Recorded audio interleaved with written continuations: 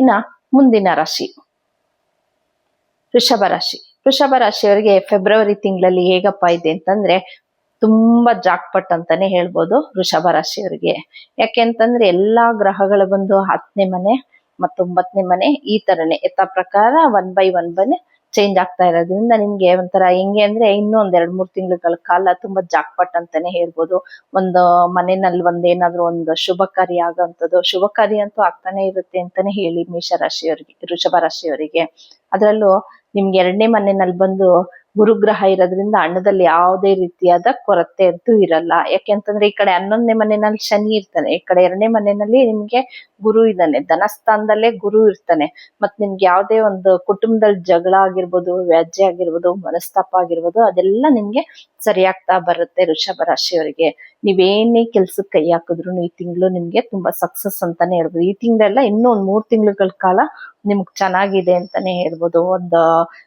ಯಾರ ಜೊತೆ ಆದ್ರೂ ಒಂದ್ ಮುನ್ಸ್ಕೊಂಡಿರೋ ಅಂತದ್ದು ಅದು ಕೂಡ ಸರಿ ಹೋಗುತ್ತೆ ನಿಮ್ಗೆ. ನಿಮ್ಗ್ ಸ್ವಲ್ಪ ಏನಪ್ಪಾ ಅಂತಂದ್ರೆ 4ನೇ ಮನೆಯಲ್ಲಿ ಕೇತು ಇರೋದ್ರಿಂದ ಸ್ವಲ್ಪ ಸುಖ ಸ್ಥಾನ ಅಂತಂದ್ರೇನೆ 4ನೇ ಮನೆ ಆಗುತ್ತೆ.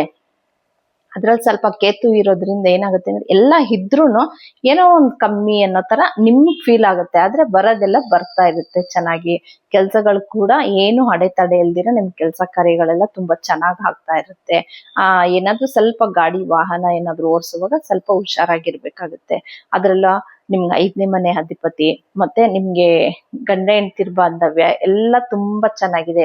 ಪ್ರತಿ ಒಂದು ಗ್ರಹಗಳು ಬಂದು ನಿಮ್ಗೆ 11ನೇ ಮನೆಯಲ್ಲಿ ಇರೋದ್ರಿಂದ ಈ ತಿಂಗಳು ಹೆಂಗಿದೆ 10ನೇ ಮನೆಯಲ್ಲಿ ಇರೋದ್ರಿಂದ ತುಂಬಾ ಚೆನ್ನಾಗಿದೆ ಅಂತಾನೆ ಹೇಳ್ಬೋದು. ರಾಶ್ಯಾಧಿಪತಿನೂ 10ನೇ ಮನೆಯಲ್ಲೇ ಇರ್ತಾನೆ, 2ನೇ ಮನೆ ಅಧಿಪತಿನೂ ಅಷ್ಟೇ, 5ನೇ ಮನೆ ಅಧಿಪತಿ, ಪ್ರತಿ ಒಂದು ಗ್ರಹಗಳನ್ನು ಹೋಗಿ ನಿಮ್ಗೆ 10ನೇ ಮನೆಯಲ್ಲಿ ಕೂತ್ಕೊಂಡಿರುತ್ತೆ ಈ ತಿಂಗಳು.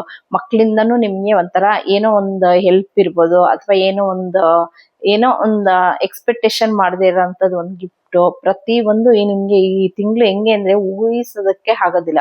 ಆತರ ಒಂದ್ರ ಮೇಲೆ ಏನೋ ಒಂದು ಖುಷಿ ವಿಚಾರ, ಏನೋ ಒಂದು ಅನ್ಕೊಂಡೇ ಇರಲ್ಲ, ಎಕ್ಸ್ಪೆಕ್ಟ್ ಮಾಡಿರಲ್ಲ, ಏನೋ ಒಂದು ವಸ್ತು ಸಿಗೋಂಥದ್ದು, ಇಲ್ಲ ಯಾರಿಂದ ಹೆಲ್ಪ್ ನೀವ್ ಎಷ್ಟೋ ದಿವಸದಿಂದ ಎಕ್ಸ್ಪೆಕ್ಟೇಷನ್ ಮಾಡಿರ್ತೀರ ಹೆಲ್ಪ್ ಸಹಾಯ ಹಸ್ತ ಸಿಗೋಂಥದ್ದು, ಪ್ರತಿ ಒಂದು ತುಂಬಾ ಚೆನ್ನಾಗಿರುತ್ತೆ ವೃಷಭ ರಾಶಿಯವರಿಗೆ ಈ ತಿಂಗಳು.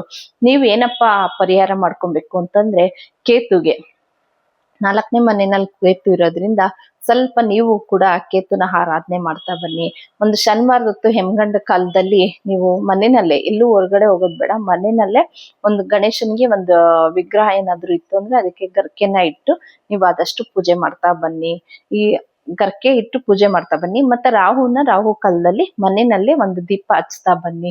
ಇದಿಷ್ಟು ಮಾಡ್ಕೊಂಡ್ರೆ ಸಾಕು ನಿಮ್ಗೆ ವೃಷಭ ರಾಶಿಯವರಿಗೆ. ನೀವು ಈ ತಿಂಗಳು ಏನ್ ಅನ್ಕೊಂಡಿದ್ರು ಕೂಡ ಆ ಕೆಲಸ ಕಾರ್ಯಗಳೆಲ್ಲ ದುಪ್ಪಟ್ಟಾಗತ್ತೆ.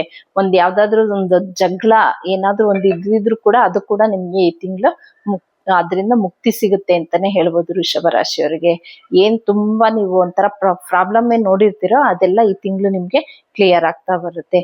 ಇದಿಷ್ಟು ಬಂದು ವೃಷಭ ರಾಶಿಯವರದ್ದು.